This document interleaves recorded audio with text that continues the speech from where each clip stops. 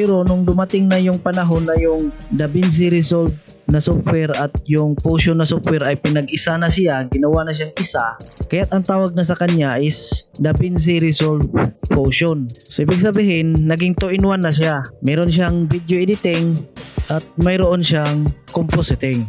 Kasi yung video editing, yan yung DaVinci Resolve, din yung compositing, yan yung Fusion.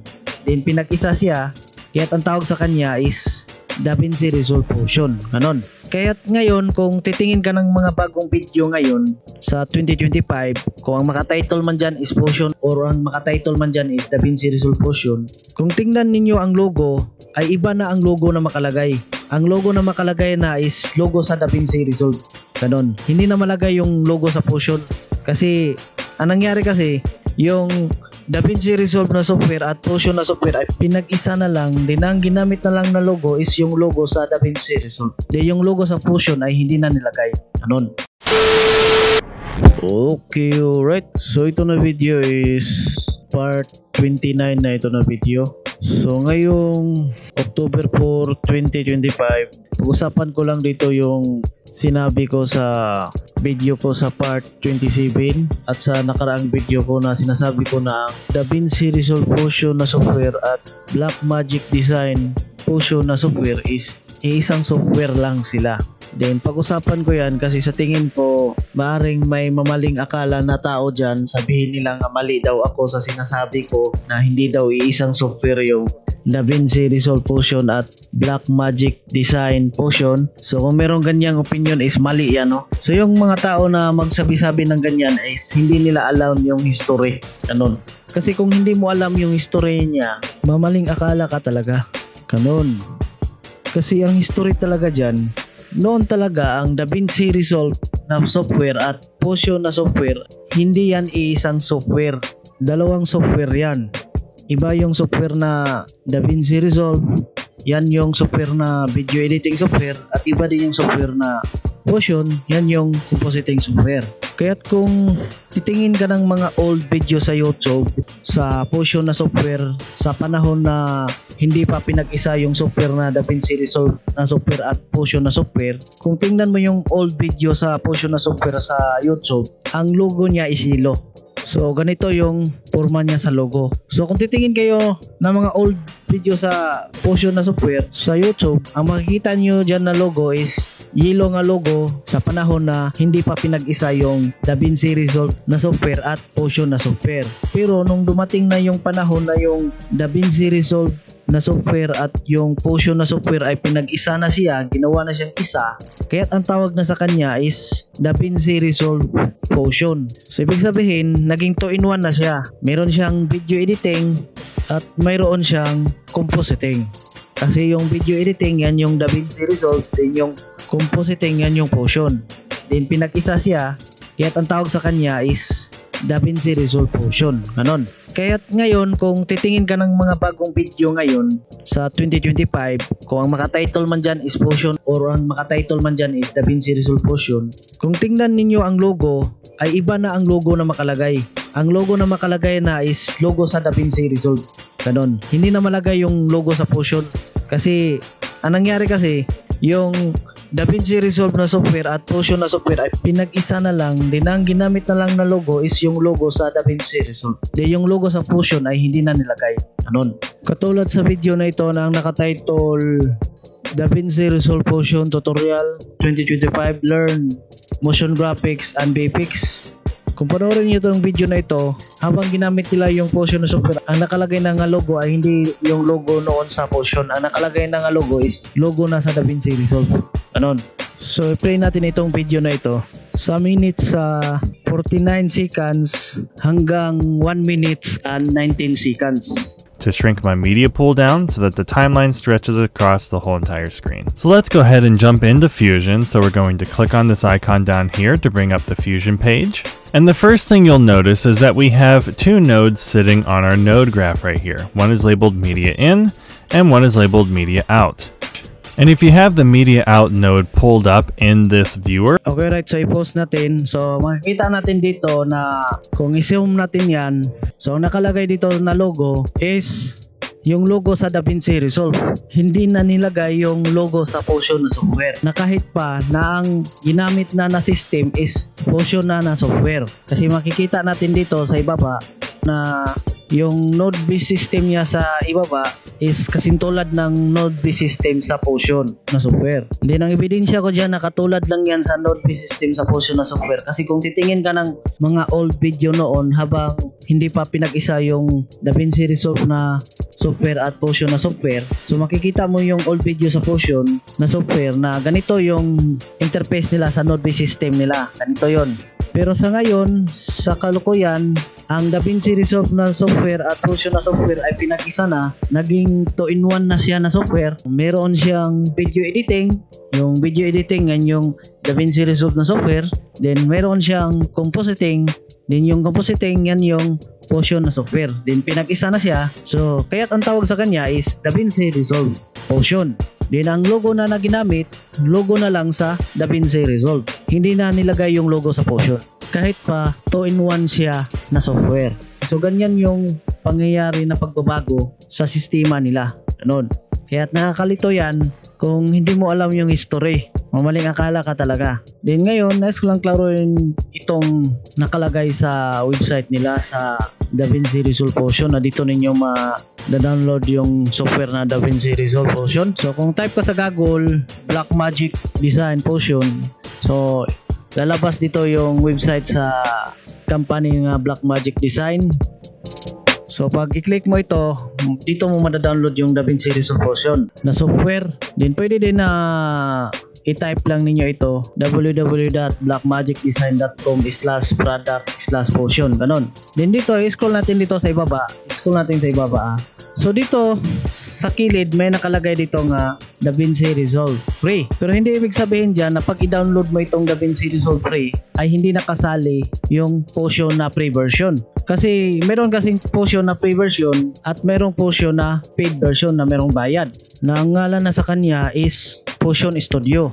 Siyempre yung free version, limited lang yung tools doon. Din yung paid version, merong bayad, kompleto yung tools niya. So kapag i-download mo itong DaVinci Resolve na software na free lang, pag i-install mo yan, yung DaVinci Resolve na software is kasali na ma-install yung software na Fusion na free version. Kanon.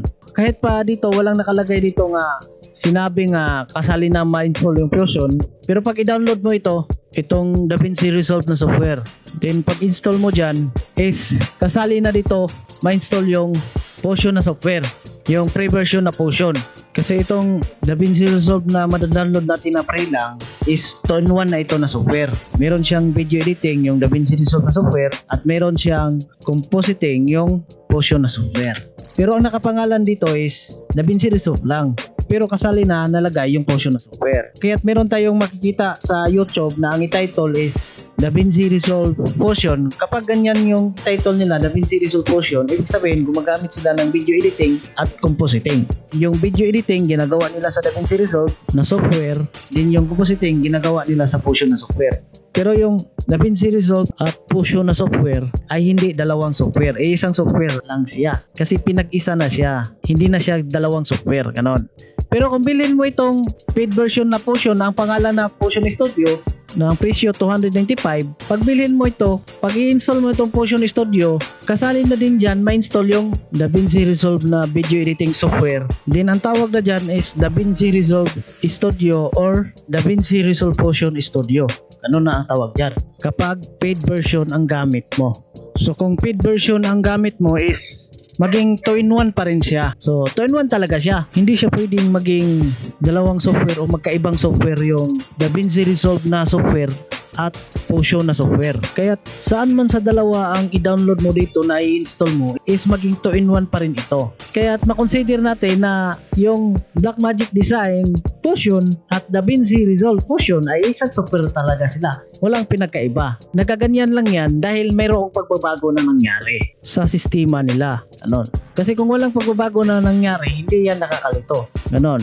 Yung take note lang, ang tinutukoy ko na pag i-install mo yung DaVinci Resolve na software is kasali na ma-install yung Fusion na software. Hindi yung tipong tasi na pag i-install mo siya is malagay yung icon sa DaVinci Resolve na software sa wall sa desktop computer, then malagay din yung icon sa Fusion na software sa wall sa desktop computer. So hindi ganyan yung tipo na tinutukoy ko. Kasi ang tinutukoy ko, kapag install mo yung DaVinci Resolve, ang nakalagay doon na icon sa wall sa desktop computer is isa lang, DaVinci Resolve lang. Pag i-open mo yung DaVinci Resolve, doon sa loob ng DaVinci Resolve na software, nandun na yung Fusion na software, naka-built-in na. Ganon.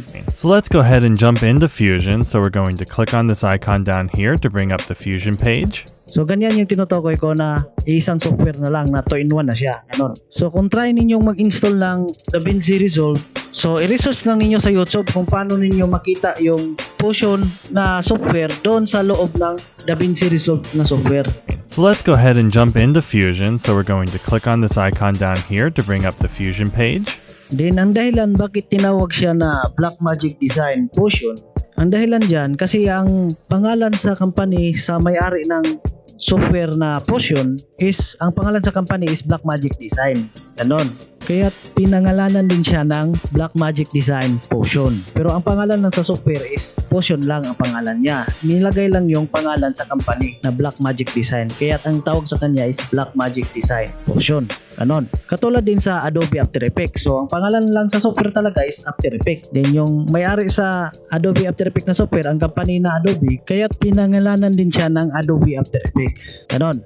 Then take note lang, kung tingnan ninyo sa website sa Blackmagic Design, kiniklaim nila na yung Fusion na software ginagamit sa Hollywood. Then may video tayo din na makikita sa YouTube na ang nakatitle What is Blackmagic Fusion. Sinasabi dito na ang Blackmagic Fusion na software ginagamit sa Hollywood. Then dahil sa mga impormasyon na ito, then baka sabihin ninyo na mali ako sa mga sinasabi ko sa nakaraang video ko na sinasabi ko na ang Nyok na software is siya yung ginagamit sa paggawa ng VFX compositing sa movie sa Hollywood. Then nais ko lang klaruhin, itong mga software na mga base compositing software, actually apat pala to na compositing software na ginagamit sa Hollywood movie. Itong Nyok na software, itong Autodesk Film na software, at itong Fusion na software na sa ngayon ang pangalan na niya is DaVinci Resolve or DaVinci Resolve Fusion. Then itong Adobe After Effects na software. So itong apat na software na ito na compositing software, ginagamit to sa Hollywood. Ganon. At magdepende yan sa project at sa budget kung saan yung pipiliin nila nga software dito sa apat na ito para sa VFX compositing. Pero ang mas superior sa kanila in terms of high-end VFX compositing ang pinag-usapan, ang Nyok na software ang mas superior sa kanila. Then kung ang pag-usapan naman is motion graphics, mas superior yung Adobe After Effects software. Ganon. Then kung Fusion versus Adobe After Effects, mas magaling yung Fusion sa VFX compositing. Ganon. Then kung yung Fusion versus Nyok, mas magaling yung Nyok sa VFX compositing kaysa Fusion na software. Ganon. So karamihan sa mga big budget movie na mahirap yung effects, ang ginagamit na compositing software is Nyok na software. Then may mga big budget movie din na ang ginagamit na compositing software is Fusion na software na ang pangalan na ngayon is DaVinci Resolve Fusion. Ganon. Then may mga big budget movie din na ang ginagamit na compositing software is dalawa, yung Nyok na software at yung Fusion na software. Ganon.